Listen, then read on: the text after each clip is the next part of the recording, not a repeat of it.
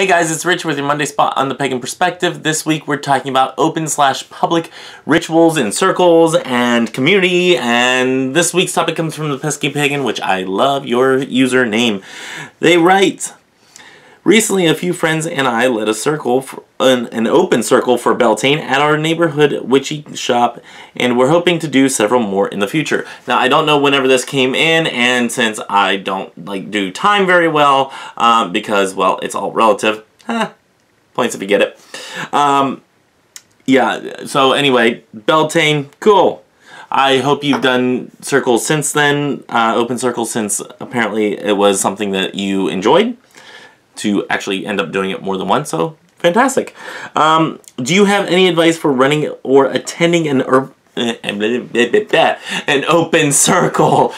I'm not going to edit that out, because 3 times trying to read through this thing, yeah, that's enough.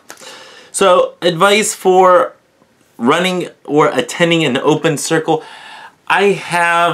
In the past, I have only been in an open circle once, where I actually partook of the circle itself, in the festivities and whatnot. And the second time that I went, I was actually talking to somebody, and I didn't realize they had an open circle going on. It was at a Pagan Pride event, and this was the first Pagan Pride event that I went to, and actually still to this day, the only one, I am sad to say, the only one that I have been present at. But I turned, I turned away, or turned towards the open circle. I'm like, oh, I didn't realize that was going on. Whoops.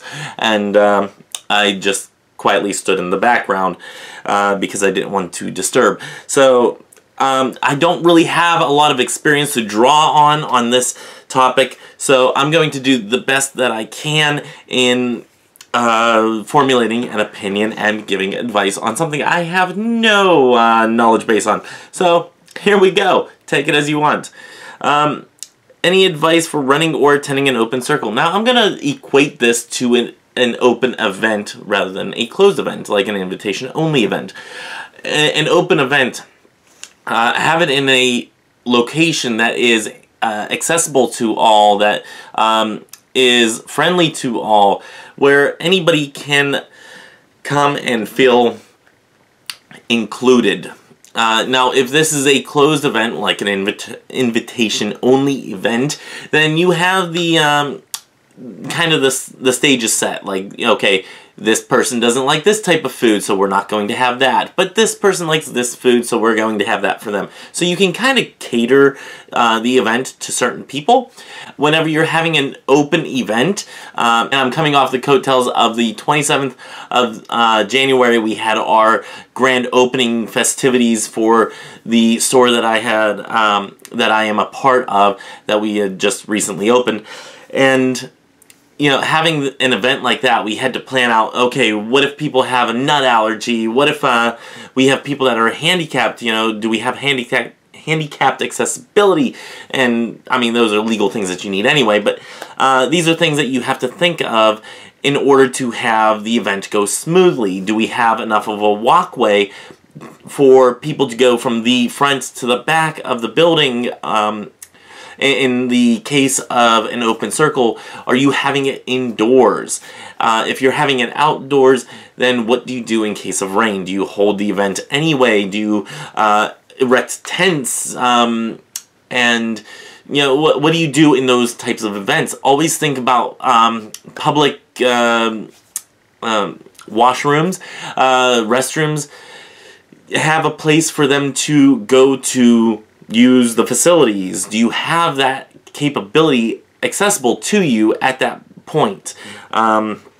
If you're outside, are you going to need to rent porta-johns? Are you inside?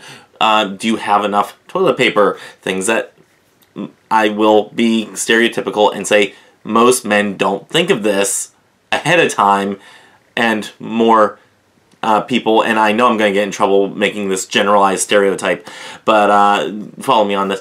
More women will realize that, hey, we need toilet paper in there, and we need backup toilet paper just in case, before a man will. And I'm speaking from experience on this because, yeah.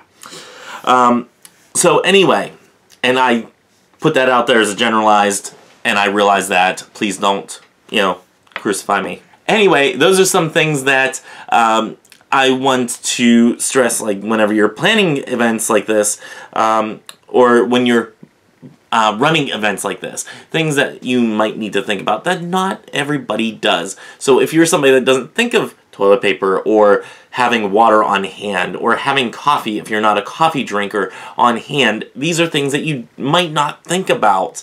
But somebody that is a coffee drinker, having coffee available for people to drink after or before the festivities is something that may be important. Having water for somebody that, gets easily drained and needs that little bit of nourishment after a circle is vitally important. So you need to have these things available. So those are some things that I can say from an event standpoint to take notice of. The practical things. Now from a circle perspective, holding or attending an open circle, things to consider.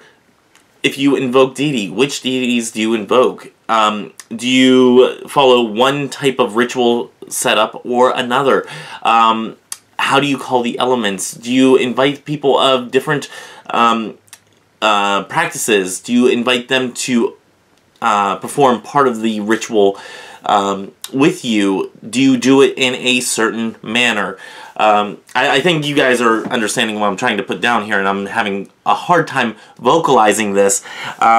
So certain things to do with the way that the ritual is structured are things to think about. My ritual setup may drastically vary from a traditional Wiccan ritual setup.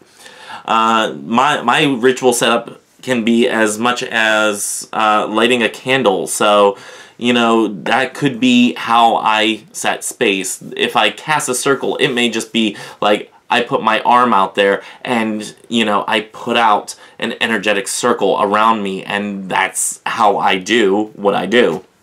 At least nowadays, that's how I do what I do. I have had those days of walking around the room with a wand and casting the circle, and I very much enjoy that. Is that something that is vitally important to my everyday practice or to my ritual practice? Not necessarily. If I see a need for it, I definitely will, but I don't always see a need for it, so I don't always. So those are some things that you need to take into consideration whenever planning a public ceremony. Which type of practice do you go with?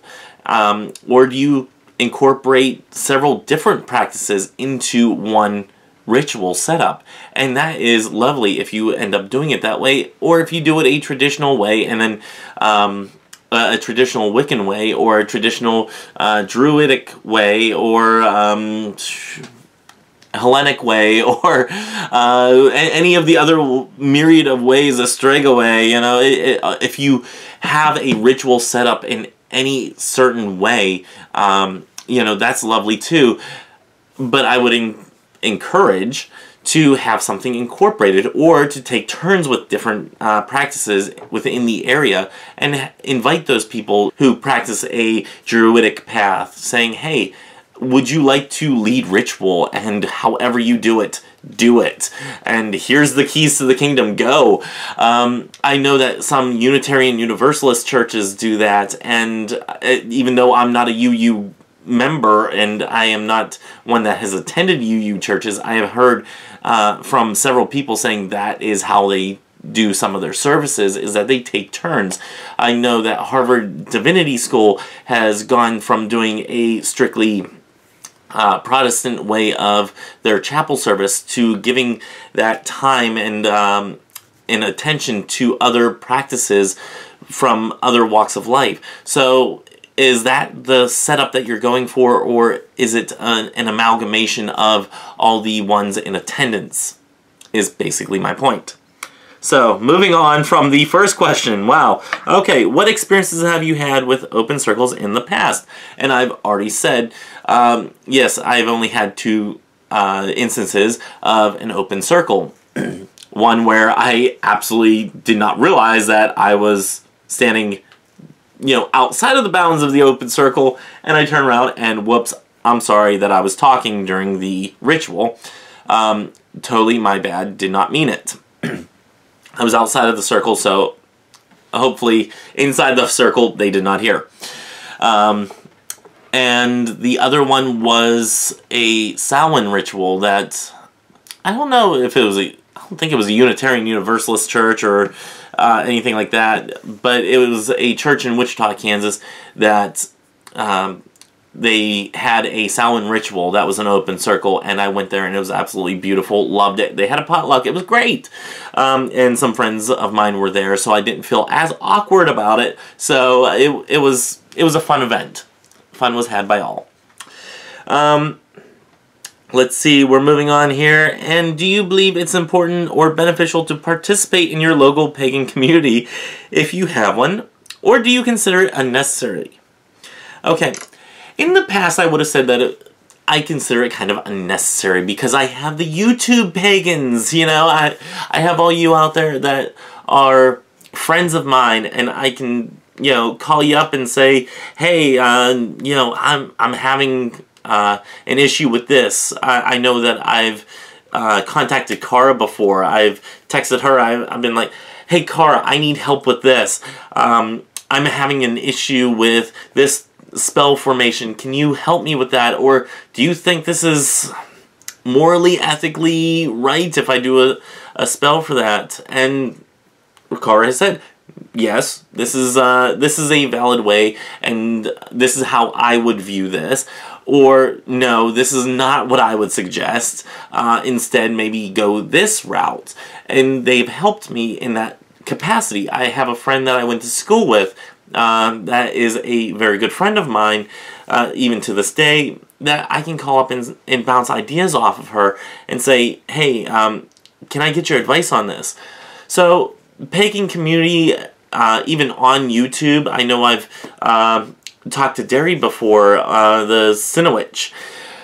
And I've talked to Derry and I said, hey Derry, what do you think of this? And what do you think of that? We've had conversations that were absolutely lovely. And who else? Raise your hand if I've contacted you with a type of dilemma or a question. Annie's hand probably just went up.